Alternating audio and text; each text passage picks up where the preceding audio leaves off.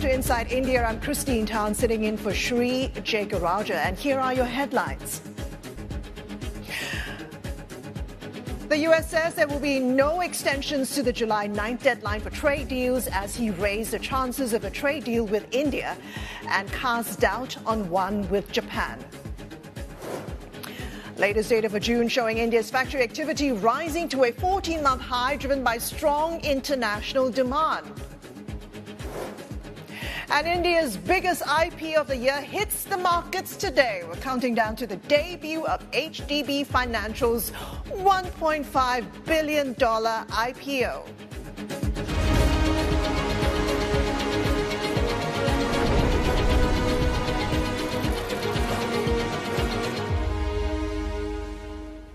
Well, taking a look at Asian markets this Wednesday, a little bit of a mixed session. Investors waiting and seeing for clues about trade deals looming on the horizon, as well as listening to what comments coming up from Fed Chair Jay Powell, and also the big, beautiful bill getting passed in the Senate and now moving on to the House. So that seems to be weighing on investors' minds at this point in time. Some of the positive traders today would be the New Zealand market, Australia, Hang Seng, and the Straits Times and Malaysia. Elsewhere, looking a little bit flat at this point in time. Indian markets coming online in about 45 minutes. We'll be keeping an eye on that. Here's what GIFT Nifty futures are indicating as far as the Indian markets are concerned, pointing to a weaker open. The Nifty is sitting at 25,541 and dollar rupee at 85.61. The clock is ticking on the July 9th tariff deadline. President Trump saying there will be no extensions, and he also raised the prospect of a deal with India. U.S. Treasury Secretary Scott Bessent also saying that they are very close in the negotiations with India. This comes after Indian officials extended their stay in Washington and talks continue for 6 days. New Delhi has reportedly demanded greater market access for its labor-intensive sectors. President Trump, meanwhile, saying there will be a different kind of deal with India with less tariffs. I think we're going to have a deal with India, possibly. And that's going to be a different kind of a deal. It's going to be a deal where we're able to go in and compete. Right now, India doesn't accept anybody in. I think India is going to do that. And if they do that, we're going to have a deal for much less tariffs. While talks with India are progressing, it seems like Japan will not be one of the lucky few countries clinching a deal with the U.S. Lin has the latest for us. Lin, 7 rounds and counting? Indeed, Christine, and what a contrast given what we just heard from you in terms of the momentum that seems to be building in terms of talks between India and the US. Meanwhile, Minister Akazawa was in Washington as well at the weekend and wasn't even able to secure a face-to-face meeting with Scott Bessent, who is, of course, leading these trade negotiations. And we have seen an escalation of the rhetoric in relation to Japan coming through from the US president. Earlier, he said that talks with Japan have been tough, indicating that a deal was unlikely before the July 9 deadline, and also floating a potential higher tariff for Japan as well. Let's watch. On the cars, as you know, they send out millions. We didn't give them one car in 10 years. They won't take any cars, but they'll sell millions. So we told them, sorry, you can't do that. And we have a great relationship, great reliance, and really a great sort of a partnership in a way. But on trade, they've been very unfair. And those days are gone. So what I'm going to do is I'll write them a letter, say we thank you very much. And we know you can't do the kind of things that we need. And therefore, you'll pay a 30%, 35%.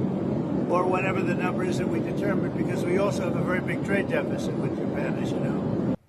The US president, they're clearly unhappy with the way that trade negotiations are progressing, with Japan floating this number 30-35, which is significantly higher than the 24% so-called reciprocal rate that was announced on the so-called Liberation Day in early April.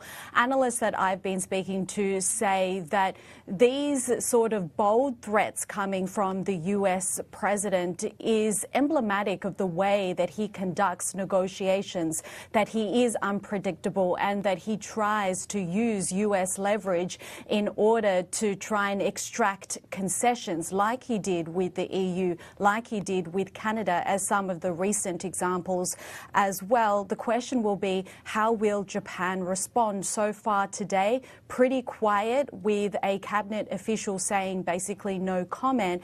And we are really seeing from Tokyo's side that they continue to dig their heels in and focus on two things. They want a win-win deal, they say, and nothing that will compromise their national interest as well. Christine. Lynn, thank you so much for that. Lynn, on the trade deal negotiations happening between US and Japan. Let's get back to India. We've got a private gauge on the manufacturing sector, HSBC India PMI index, showing factory growth rising to a 14-month high in June. Now, that's thanks to international sales boosting output and robust hiring, easing inflation, also helping factory activity as input costs lowered. The government has also been trying to push the manufacturing sector. The latest addition to the efforts is an $11 billion employment support incentive or program. Now, the scheme aims to generate nearly 35 million jobs over 2 years by incentivizing both employers as well as employees. The manufacturing sector will get these benefits for an additional 2 years. It comes after Prime Minister Modi's party, the BJP, was criticized for the lack of jobs during last year's general elections. Analysts are saying the issue ended up causing a loss of seats to the party, losing its stand-alone majority. Let's talk more about India. Nitin Jain is the CEO and Principal Fund Manager at Kotak Mahindra Asset Management. Nitin, good to have you with us. Thanks, Christine. We have so much news flow today, you know, whether it's trade, whether it's IPOs. Let's start with trade, because we have heard that Trump saying we're very close to a deal with India. Do you think markets in India are holding on to a trade deal with the US? And if we don't get it, what happens? It's going to be a big, beautiful world out there very, very soon. But yeah, Trump is talking about 9th of July as a deadline. And as we heard, there is negotiation which is going on between India and US for signing up the trade agreement.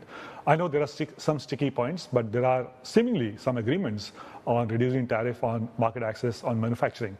I think the sticky points are more around agriculture, which are still there, which are still to be ironed out. But I think the trade deal is looking to be gaining a little bit momentum, as we heard from various commentators, that India could be ironing out a deal, at least in a broad framework. Maybe the details can come later, but at least India is on a right momentum as we speak for a trade agreement of some sort to happen before the deadline. We know that agriculture as well as pharmaceuticals, agriculture mainly is the main sticking point. Yes. Is India likely to concede? You know, it has to be finally sold to both the to the market, right? And India has a very large rural economy which is dependent upon the farm sector to some way. So it has to be properly packaged, properly sold. There are some nuances also which are in the part of the deal which need to be ironed out. So I think there is some progression there. But as I said, it could be a very broad framework of deal that could be agreed upon in the first place. And then those two nuances will be ironed out over a course of time. To what extent have markets priced in that trade deal? I think from an India perspective, it is not something which is very, very worrisome. From an overall perspective, as we speak, we think that the Indian market is going to be more driven by domestic factors than by global factors. In fact, when you look at trade surpluses of various countries in Asia for the first few months, there has been a front loading of exports to US. India hasn't seen that much. So from India's perspective, India is a very domestic-oriented economy. Yes, US matters for everyone. To that extent, our trade deal is going to be very beneficial. We also heard about the new $11 billion manufacturing support program for India manufacturing. if India gets opportunity with a trade deal signed up to step into global supply chains, especially for US, that becomes a very important tool for bumping up our manufacturing efforts that we have been trying to build up for the last few years. And speaking of manufacturing, that manufacturing incentivized to create jobs in the sector, something Modi's government has been working on. Yes. Could this somehow revive urban demand, which has been lagging behind rural demand, which has been now recovering? So, the uneven demand has been the last 4 or 5 years of a pain point in India. We have a very narrow segment in India which is doing pretty well. Then the urban market is doing well. Now the urban market is struggling a bit. The rural is coming back. But it's like uneven demand. One of the big factors of uneven demand is lack of growth of incomes or lack of growth of quality jobs. So this, one part of things can get addressed if you have a support program of $11 billion, which can create new jobs in manufacturing. But lack of income was also driven by high inflation eating into real wages. Now we have a scenario where wages are, the real incomes are growing in many ways much better than what we have had in the past couple of years. Look at rural. Rural CPI was running significantly ahead of the central bank target of 4%. And it was really eating into wages. Now the rural CPI is actually come closer to 3% and lower than that. Urban overall CPI is at 2.8%. So I think from here on, there is a little bit of more even growth that one can look at from a perspective of income coming back, both in rural and in the urban area. Now, can we have a broad-based recovery? Yet not visible, but at least the first sign of income growth being not eaten out by inflation is very visible as we speak. Whether it's a manufacturing incentive or growth in income, all this bodes well for domestic consumption stock, something that you like. Yes, we should add one more layer to it. Between last year and this year, there is a significant drop in oil prices. Now we know that we saw a spike in oil prices when the geopolitical situation in Middle East worsened, but it's again come back to mid-60s. Now, when you think about it, between last year and this year, India will see a benefit of roughly between 20 and 30 billion US dollars on lower oil price. Now, who gains from it? The government can gain from it. The industry can gain from it, the consumer can gain from it. But net to net, it is in Indian ecosystem. That $20 to $30 billion of gain is there. So that also adds up to the overall positivity in India from a perspective of macro factors building up consumption. Now, we are not only positive on consumption in the near term, but we are looking slightly longer term in nature. We know that next year, between 2026 2027, there is going to be a significant wage cycle revision in India, where state employees get a 10-year reset in salaries. So that's going to be a meaningful jump next year. So the consumption momentum can get supported even from a slightly longer term perspective. We know that the central bank in India has cut rates by 100 basis points. Yes, the central bank has said that we are going back to a neutral mode on monetary policy, but inflation is going to be slightly undershooting what they were earlier saying. So possibly there could be further rate cuts. Rate cuts are also helpful for consumption. So at multiple levels, there is some bit of support for consumption that is coming through. Also from a big picture perspective, last 5 years, the government of India has built a lot of infrastructure. Money has been focused on infrastructure. We see a little bit of balancing out of that money spent between infra and consumption, in the last 12 months. And we see that positive impact on consumption following through in the next 12, 24 months also. Whether it's a strong consumption story or the RBI cutting rates, the markets seem to be doing well. Nifty at 25,000 level, holding on to that. Yeah. 26,000 for the Nifty, possible in the second half of the year? No, we are talking about 26,000 now very soon. Think about 3-4 months back, we were talking about a deep correction in the market. Markets were pretty volatile. So markets will do what they will do. Markets will ultimately be driven by earnings. So we had a lack of earnings last year. We are seeing earnings coming back as we speak. Now it's that earnings will drive the market. To some extent, flows are also driving market. Think about the last 1 year or so. The domestic investors have put a lot of money in the equity markets. The global investors have still pulled out money from equity market. Now, I was just looking at DXY index even today morning. It's actually sub 97. When you think about it, 110 to 97, and emerging markets have not seen any flows yet. So I think in some ways the flows will also be supportive from a market perspective. Whether we break 26,000 or we don't, it's a number ultimately. It is going to be driven by earnings, and we think that number should be taken out if the earnings are supportive. India, we know, has outperformed broad emerging markets for the four consecutive years. Yeah. Can India continue this outperformance versus emerging markets? But there is one more data point. The Indian markets have given positive returns year after year for 9 years in local currency market. Now, can it give a fifth year of positive return in emerging market versus? it is possible as long as the earning growth is there. So there are many ingredients which are in place for the market to perform on a differential platform. Think about India from a 20-year perspective. 20 years back, India was not part of top 10 GDP. By 2030, India will be in the top 3 GDP, and now we will be the 4th largest GDP in 2026, somewhere in 2026, as per IMF early on in 2026. Now that journey is potentially a very strong journey which continues, and it's been a rewarding journey for investors. So in that sense, I think we are in a good market we remain constructive on market from that perspective. Okay, another statistic to throw in, because India is also, as far as IPOs are concerned, it is also the world's 2nd largest IPO market after the US. In July, we're seeing a flurry of IPOs coming onto the market. What's behind this? Are we seeing an IPO comeback? Oh, it is. Again, it's a little bit patchy. Think about it. Last year we had a great IPO. I said 2nd largest market after the US. Last year, India raised a lot of money. It was just not IPOs. It was companies who were raising capital or insiders selling, in the market. It's a response to valuation to some extent. We remain constructive, but one caution that we always say is Indian markets are at a slight premium to its long-term averages. The mid market is also at a premium to its long-term averages. So there is going to be some supply response that is going to result from this premium that is happening right now. So the IPO market is a response to valuation, is a response to appetite from investors. Of course, there are many new ideas which are also of size, and the time has come for them to list. So I think that's going to be a story that will happen as a response to market. But it's a good number. When you think about it, this year itself, we just in the 7 months, just completed 6 months. In the first 6 months, the domestic institutional investors have pumped in more than $42 billion in the Indian equity market. Now, there is a negative $10 billion supply from the foreign investors, but still $42 billion. Now, that kind of buying appetite has to be met with some supply response. That is what the IPO market will do. It will balance out the market to some extent by the supply response that will happen. So we have to be very cautious about it, what kind of companies get listed, what kind of valuation that companies are asking for. But supply response is also part of valuation response and appetite from investors. Okay, so domestic institutional investors are the ones really driving the market, institutional buying, retail buying. Could this momentum, this IPO momentum we're seeing in the month of July, for instance, draw greater attention from global institutional investors? And what do you think? I think, the Indian market is pretty broad and wider. It is becoming broader and broader. As we get new listing, we have seen more appetite for new listing, new companies. Just to give you a simple reference, MSCI India, prior to 2020, had less than 100 stocks. Today, it has 157 stocks in MSCI India. India's weight in MSCI emerging market used to be around 8-9%. Today, the weight is closer to 20%, 18-19%. So the weight of India has moved up. The breadth of the market has moved up. But in the same time horizon, the global investor has actually negative invested in India to the tune of around $3 billion in the last 5 calendar years. Now, whether they can come back, driven by new IPOs, I don't think that new IPOs are alone going to get them back in the market. They will look for comfort on either earnings, macro stability, or valuation.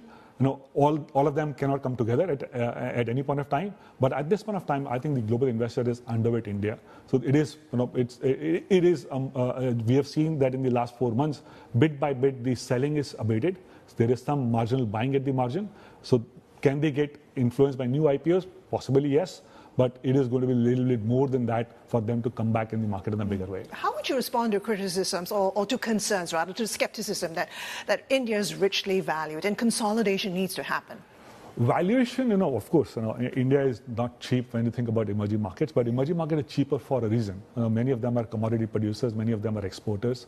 There is a lot of uncertainty right now in this global environment where export-oriented economies are going to see some challenges. Commodity prices are very, very volatile, so they are going to see some challenges. India is a very domestic-oriented economy, and we have seen earnings actually being very supportive at a very differential rate, and then return on equity. Indian markets are very focused on return on equity. And then the financialization of savings in India, which we talked about, domestic money coming in the market. So I think a combination of all of that makes Indian market a little bit more expensive as compared to what we see in emerging markets. Now, whether the markets will consolidate, yes, we have consolidated for the past 12 months. Now, when you think about it, we made a high last year, early part of last year, and we're still below that. In some way, there has been a little bit of time correction and price correction. So in some way, we have consolidated for a bit. We always guide that you should come to India for a 3-year view, 1 year has been consolidation. Hopefully, the next 2 years will be rewarding. So I don't know. Take a 3-year view into India. You will see consolidation and growth side by side. Okay, Nitin, let's drill down to some sectors. I mean, we've got so many. We've got the farmers, we've got the IT, we've got energy plays, renewable energy plays. Even the EV story is also growing in India. So what sectors offer you the most opportunity right now as an investor? I think the big sector, one big sector which has come back in focus is obviously the banking sector as we speak because of the monetary policy changes and the change in liquidity scenario that we are seeing in India. So within banking sector, it's a very large sector. You have banks, you have NBFCs, you have insurance companies, asset management businesses. So I think all of them look reasonably good with some tailwind here. So banking sector as a whole is looking interesting as we speak. Consumers, it's a wide sector. Within that, consumer discretionary is looking okay. You talked about renewables. Here, the challenge is valuation versus visibility. I think at this point of time, we don't have any renewable exposure in our portfolio. EV is a very promising space, but it also leads to a transition risk. So we are focused on businesses which are platform agnostic. Not very difficult to find such businesses. You find them in auto component, but that's a space that is interesting, but still very nascent in India from a growth perspective. So India is going to be a little bit more, ICE versus EV debate that will continue for a while. Now, infrastructure has gone through a lot of debate in the last 12 months.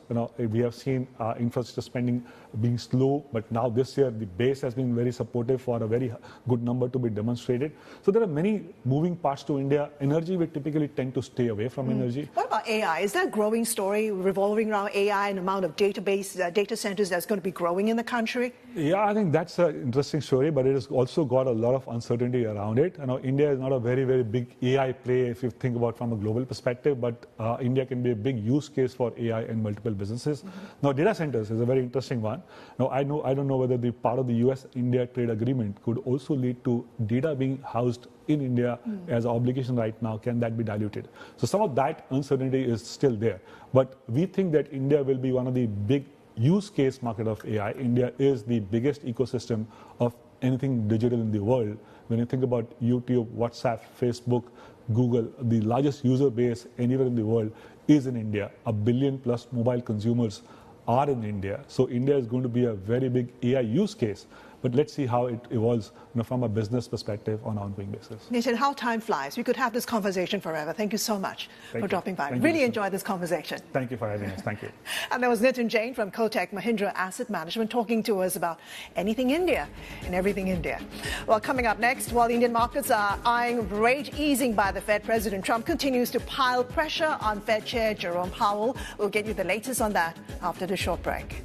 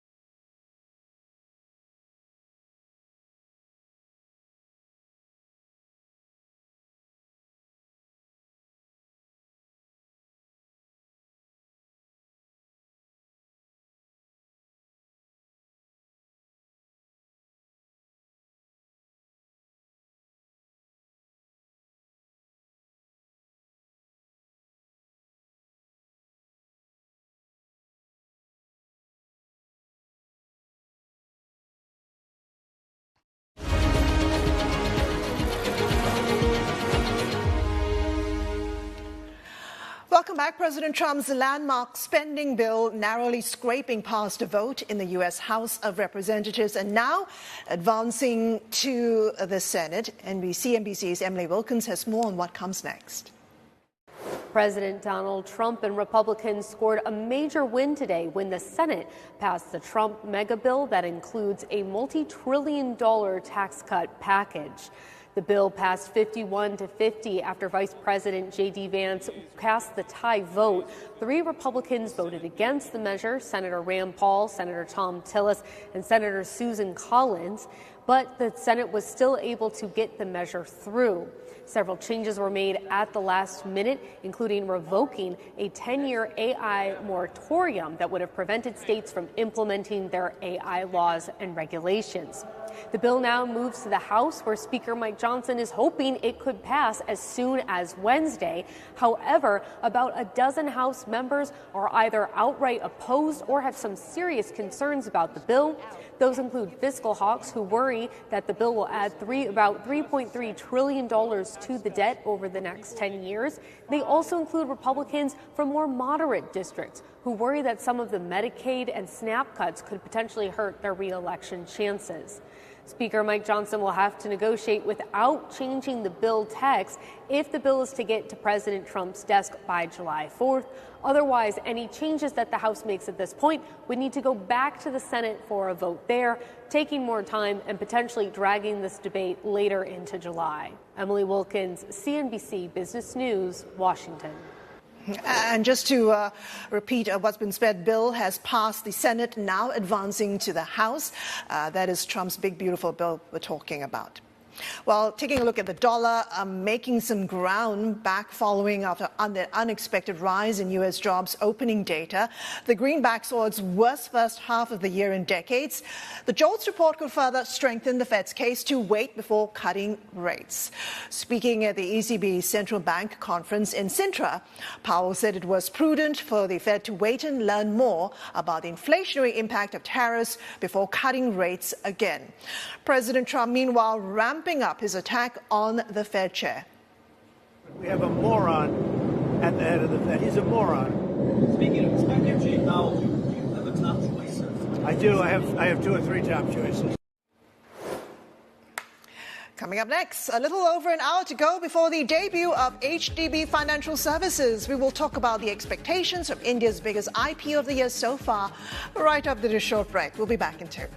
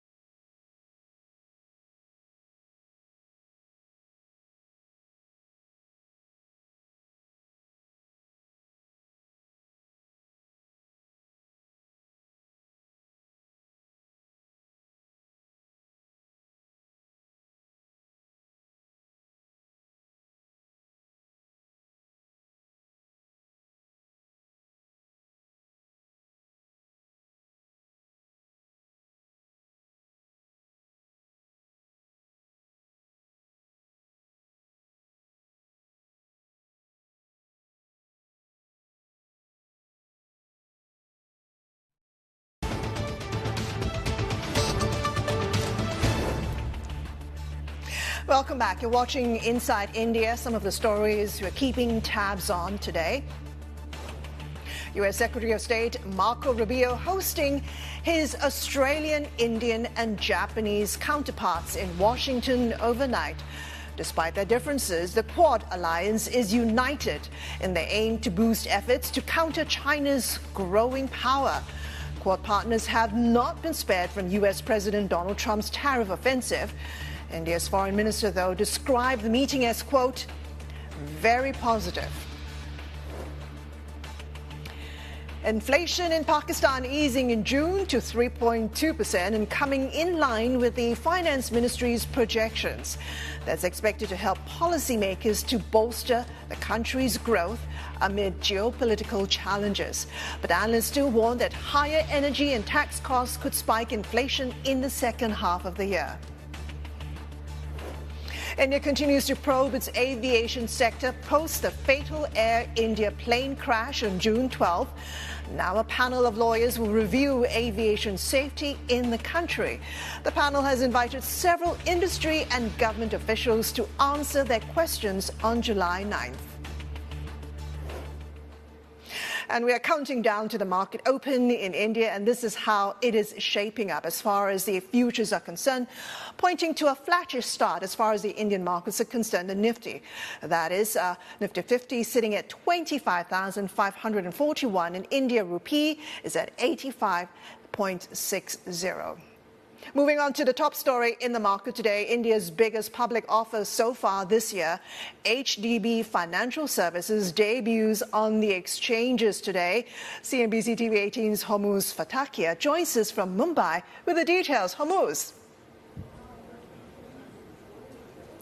Very good morning, and it's of course the much awaited listing, the biggest IPO of the year so far. HDB Financial, the non-banking lending unit of India's largest private lender, HDFC Bank, set to make its debut in a few minutes from now. The IPO, the $1.5 billion IPO, received a healthy response led mainly by the institutional investors, and it was that institutional portion that got subscribed almost 55 times the total number of shares that were on offer. Even the high net worth individuals were placing healthy bids for the issue. In terms of retail investors, well, they exercised some bit of caution, although their portion reserved was also fully subscribed as well. Now, if you could talk about that, it was a mix of both a fresh issue of shares worth close to around $300 million and an offer for sale from the parent company, from HDFC Bank. That proceeds will not go to HDB Financial, so it's only those $300 million that HDB Financial will be utilizing to augment their capital base for future capital lending requirements, and also to be in compliance with the regulatory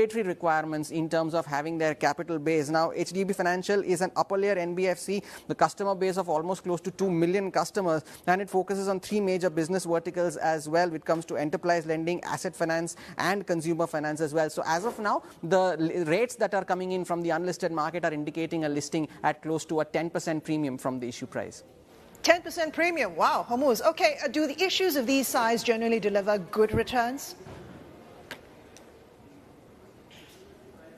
Well, historically, such large-sized issues have not delivered significant returns for investors. This is a study that we did last week, and if you take a look at some of these issues, be it Hyundai Motor India, the largest IPO in India so far, is almost a $3.5 billion issue, and it is only recently, after almost 9 months of listing, that the stock has now started trading above its IPO price. And if you could take a look at some of the other issues as well, look at Paytm, is another almost $3 billion IPO, is still trading 60% below its issue price almost 4 years after it went public. So the common terminology is the fact that such issues of such large sizes are generally meant to give the existing PE investors an exit at higher valuations. But considering the fact that there are certain issues that have done well as well, including the likes of SBI Cards or be it the likes of Coal India. Of course, Coal India, after years of underperformance, has finally started to deliver some bit of returns for its investors. So as of now, the general trend that has emerged for IPOs of this size is that there have not been any significant returns for investors, but they would definitely be hoping that HDB Financial does manage to buck that trend.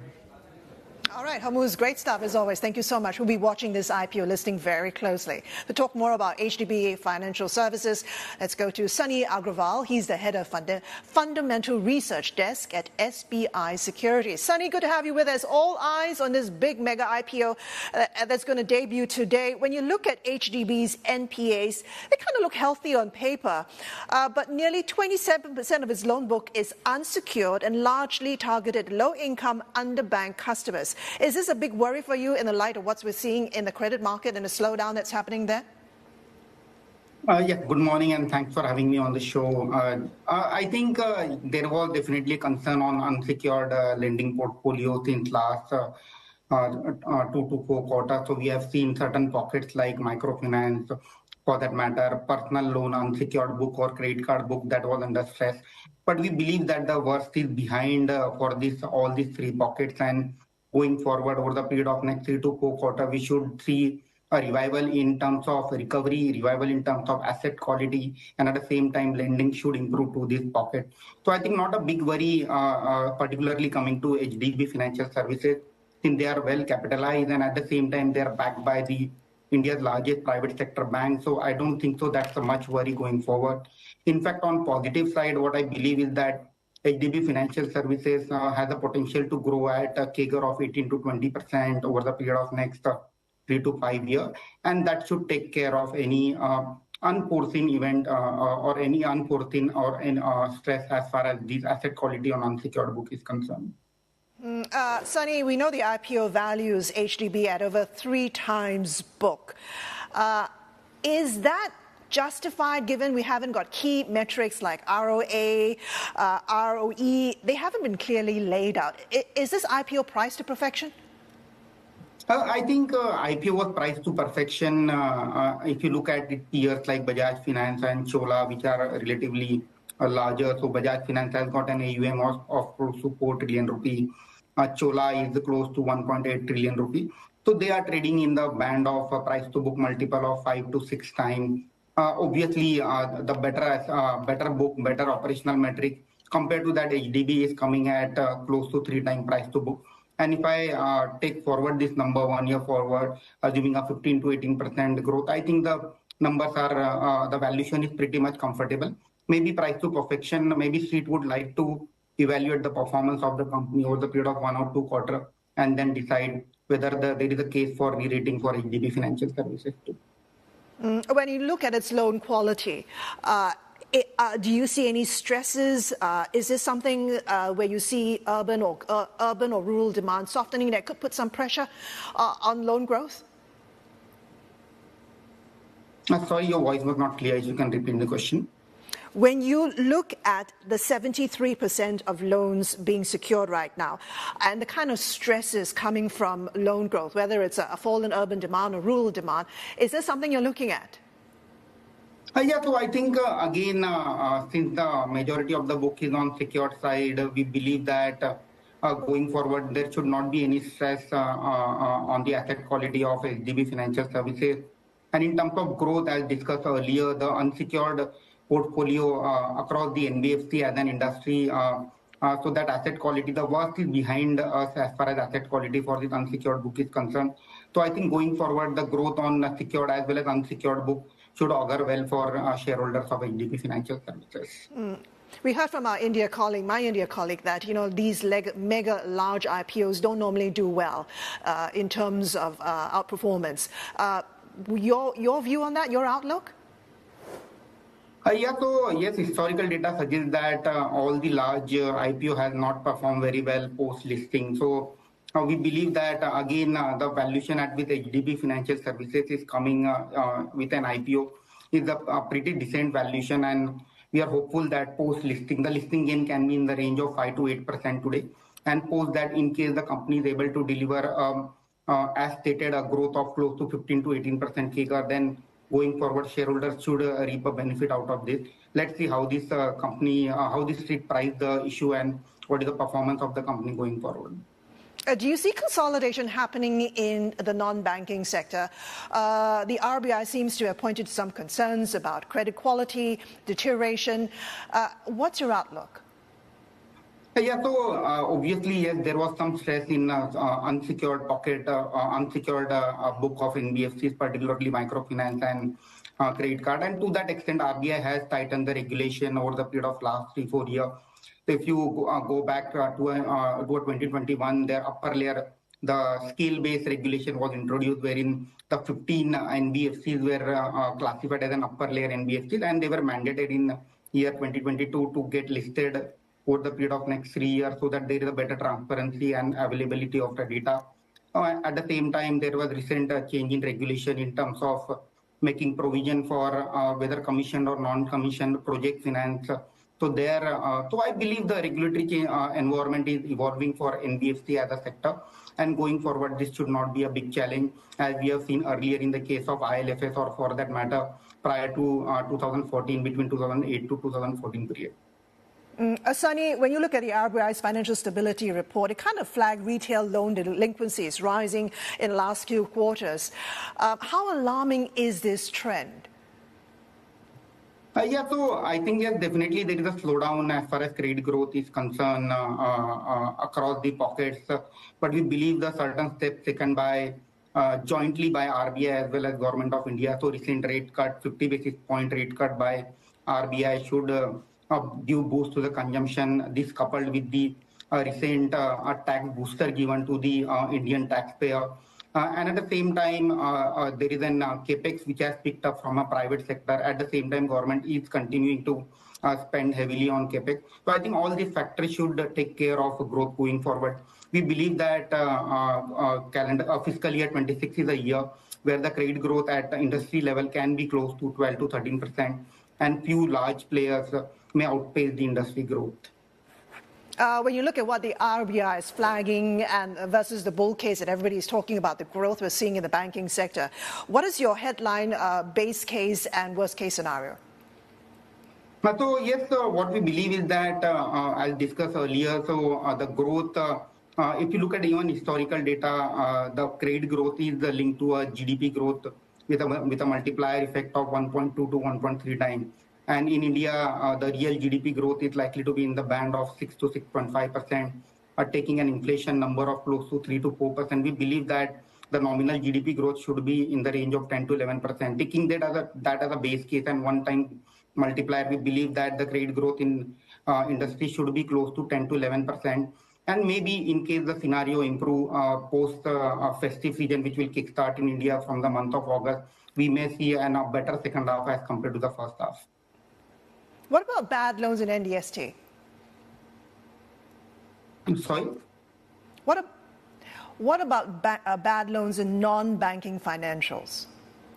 Yeah, so coming to the asset quality issue on NBFC side, what we believe is that, as discussed earlier, the pockets where there was some issue such as microfinance, or for that matter, unsecured personal loan, their worst is over, and the management commentary which we are, as we interact with the various management, we believe that going forward the recovery should improve, and at the same time the lending should also improve. A case in point, recently RBI has also relaxed regulation for gold financing, right? So there the LTV ratio was improved from 75% to 85% for ticket size below 2.5 lakh rupee. So I think scenario is relatively better as compared to 6 to 12 months back. And going forward, we are optimistic that in terms of asset quality or bad loan front, the worst is over and should improve from here on. Sunny, what are some of your top picks in the sector, and what do you like about them? Yeah, so coming to top picks within the NBFC, we are more bullish on housing finance as a portfolio. So there we like PNB Housing Finance as one of an upper layer NBFC. Coming to a mid-sized housing finance player, we are more gung-ho on Home First Finance and India Shelter Finance. In addition to that, we have seen a recent run-up, although we have seen a recent run-up in a gold finance companies like Muthoot and Manappuram. Maybe buy on dip is the right strategy as far as the gold finance companies, and we are gung-ho on Muthoot Finance as far as gold finance portfolio is concerned. Okay, Sunny, we know that India's bad loan recovery record is actually quite worrying. But in terms of confidence, do you think the state keeps stepping in? Is that what you think? Or tighter lending norms actually reassure you? What gives you confidence in the NBFCs, the non-banking financial sector? Yeah, so again, coming to NBFCs and in terms of bad loan recovery, what we believe is that the changing regulatory environment, in fact, the tightening of regulatory environment by RBI, and you have to keep in mind that there are changing regulation at a sector level also. A case in point, real estate, which is we have seen trouble during the last credit cycle. So there, because of implementation of RERA, the things are looking pretty well. At the same time, the large projects, there we are seeing additional norms by RBI in terms of provisioning, whether the project is commissioned or non-commissioned. Although earlier the norms were stated that they need to provide 5% of the loan book as a provision, which has recently been relaxed to 1%. So I think the changing regulatory environment should take care of any worry on the asset quality front. Okay, when it comes to loans, the government's really pushing to the priority sectors when it comes to loans. Will this push growth in NBFCs? Yeah, so coming to priority sector lending, yes, definitely in India, the norm says that the bank has to lend 40% of its portfolio to priority sector, whether it is agri, small farmer or infrastructure. Yes, definitely priority sector do have their own challenges in terms of asset quality. But going forward, we believe that that should again grow in line with an industry credit growth. But again, the growth driver going forward, we continue to believe that the retail portfolio will be a key growth driver. And that has been the case for the last 2 to 3 years post-COVID. Although we have seen a kind of pent-up demand post-COVID, and going forward, maybe for next 2 to 3 years, we may see a normalized growth of 12 to 13% in line with GDP growth. Okay, Sunny, very quickly, RBI has capped foreign bank stakes at about 15%. Do you see further liberalization, or do you think the RBI is a little bit too conservative? I think RBI will maintain its stand going forward, and I don't see any further change on this front. All right, Sunny, we'll have to leave it there. Thank you so much for being with us. Sunny Agrawal there talking to us about India. He's from SBI Securities. Coming up next, Indian markets have joined the trading day. We will look at some of the movers in Mumbai. After the short break, we're back in 2.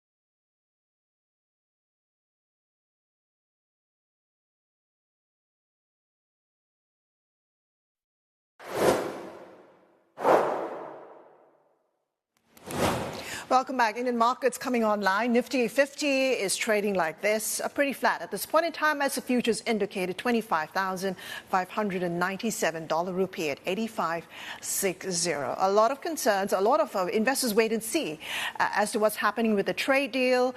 What's happening with, of course, the big beautiful bill over in the U.S. and it's passed in the Senate and now going to the House. Let's take a look at some of the movers in the Indian markets. Looking at shares of car makers, they're in focus.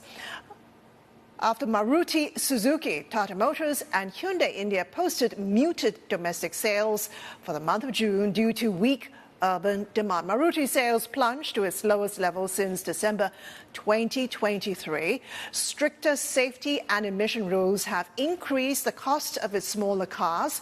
Hyundai India said that there is cautious optimism about a gradual demand recovery. And bucking the downtrend, Mahindra & Mahindra, which saw SUV sales rise 18% to mark a record quarter. We're also seeing spin-offs in the healthcare space. Drug maker Lupin spinning off its consumer healthcare business into a separate unit. The new entity, Lupin Life Consumer Healthcare, will focus on the growing self-care market in India. Shares of the drug maker trading to the upside, just a touch there, 0.5% higher. One final check on Asian markets, a little bit of a mixed picture as you can see there. On the chart, as I mentioned earlier, a lot of wait and see what's happening with the U.S. In passing that big, beautiful bill. It's now has passed the House, now has passed the Senate, I beg your pardon, going into the House. So that is something, July 4th deadline is what Trump wants to achieve. This is where the markets are standing right now. A little bit of a flattish open. Trade deals in focus. India, Japan, that seems to be some of the movers, news flow that's happening in trade today. Elsewhere in Southeast Asia, we are zeroing in on Thailand. Political chaos after the Prime Minister was suspended. JP Ong's keeping track on the story for us. It keeps unfolding. JP. And nothing big and beautiful out of Bangkok right now, Christine. It's perhaps the exact opposite, actually, with the Thai Prime Minister Paetongtarn Shinawatra now being suspended by the Constitutional Court after senators are pressing for a case that could see her actually rebuked or even removed from office. And this stemming from a controversial phone call that she had with former Cambodian Prime Minister Hun Sen with regards to a border row that saw one Cambodian soldier killed, and where she was seen as being possibly deferential to the former Prime Minister, and also being publicly critical, actually, of a high-ranking Thai military commander, actually. And because of this, we've seen her popularity actually plummet to a whopping 9.2%, one of the lowest we've seen for any leader globally, to be honest, as well. And really a lot of calls now that she might be unfit for office and has to step down, actually, because she seems to have lost the mandate. It also marks a significant eroding, perhaps, of the power of the Shinawatra family, which has been politically influential in Thailand for decades. According to Nan Pong Sudirak, who is a professor at Chulalongkorn University, we spoke to earlier in Squawk Box. Again, this does indicate that things indeed have changed with regards to the political landscape in Thailand and with regards to the political fortunes and future of the Shinawatra family. Here's what he said. She assumed the office at 37, and she's 38 now. She's got a couple of young kids. I think she's really focused before on the family. And when she was thrust into this role, she didn't have a lot of experience. And then Thaksin, I think, also did not help by overshadowing her and surrounding her with his people, associates from 20 years ago. So I think a number of factors, and Thailand also is in a bad patch now. The economy not doing well. Pheu Thai lost the election, so they don't have a strong mandate. And then, the signature policies from soft power, land bridge, 10,000 baht digital wallet for consumption did not really gain traction. So Paetongtarn, had her hands full from the outset, and then she needed to step up. Sometimes this happens, JP. I mean, you get someone in the job and they rise up to the occasion. In her case, that's not been the case. And that's the thing right now, Christine. There is a political vacuum that's being hinted at in Thailand. It's happening at a time when the budget hasn't been passed and still a lot of economic issues that they actually have to tackle. You tack on top of that a possible deterioration of international public relations with Cambodia. And again, this political vacuum will not make it easy for Thailand to solve this mountain of problems that some say recently has now been added to by Paetongtarn Shinawatra and that ill-advised phone call that she made to the former Prime Minister of Cambodia. But they keep saying she's unfit. But if you look at her background, background, she has very little experience to begin with. So can you really blame her? But the other thing, too, here, Christine, is that if someone has that little experience, why was she being pushed to become prime minister, being talked about as a possible prime minister in 2023? And the only reason, really, is that Pheu Thai is still very much influenced by the Shinawatra family. And because of your last name, perhaps that's why she was being shoehorned. But again, this is now coming at the detriment of Thailand because you need an experienced leader at the helm. And that's something that Paetongtarn Shinawatra is starting to prove, perhaps, according to her critics, that she is not. Okay, we'll be continuing to watch the story very closely as it unfolds. JP, thank you so much for that. JP Ong there, watching the story evolving over in Thailand. Before we get, well, let's do a check on the pound sterling, the currency market, and the gilts. Right now, the gilts are dropping after the Bank of England Governor Andrew Bailey flagged a weak labour market. He also talked about the impact of tariffs on the British economy. Here's what he told CNBC's Annette Weisberg in an exclusive conversation. We're in uncharted territory, really.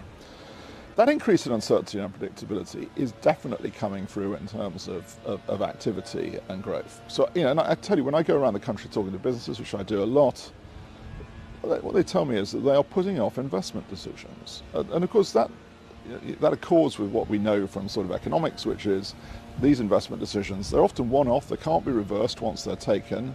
So, if you have the option to wait, when you face greater uncertainty, you'll tend to take that option.